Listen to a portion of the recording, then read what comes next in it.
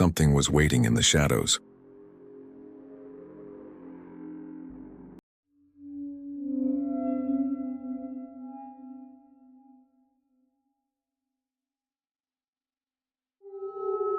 The Miller family had lived here for generations. They knew the land, but they didn't know what lurked beyond the trees.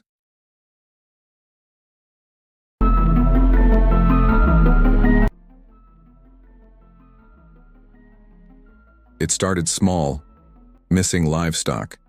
At first, they thought it was wild dogs.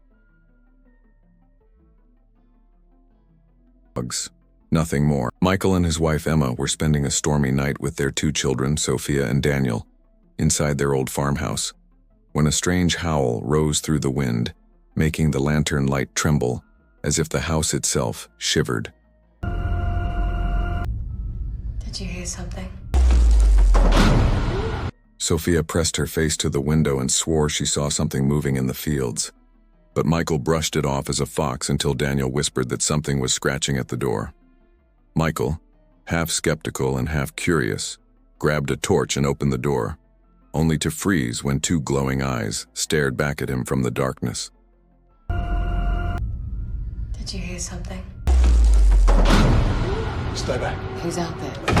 Trying to break. He slammed the door and bolted it, his face pale as he admitted in a low voice, "It's a wolf, maybe more than one." At once, the night came alive with howls, claws dragging across the shutters, heavy bodies slamming into the wooden walls as if a pack had surrounded them.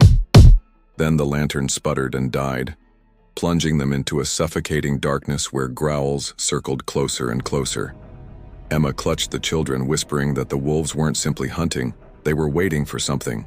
That was when Sophia, trembling but strangely firm, insisted they open the attic trunk their grandfather had always forbidden.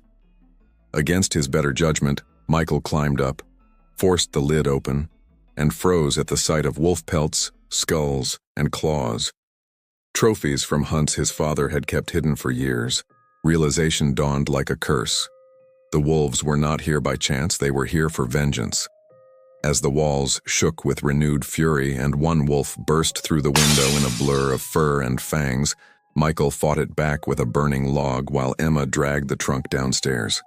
Trying to break into our house.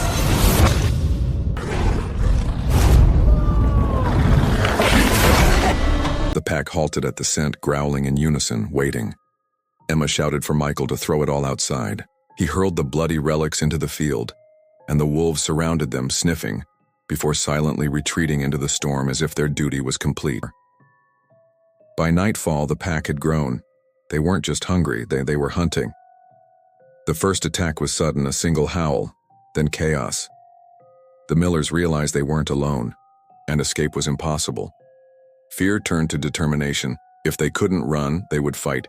Every stick, every trap, every ounce of courage counted. The night turned into a battle. Survival was the only goal. Every howl, every shadow, a test of courage. At dawn, silence returned. The pack had gone. For now.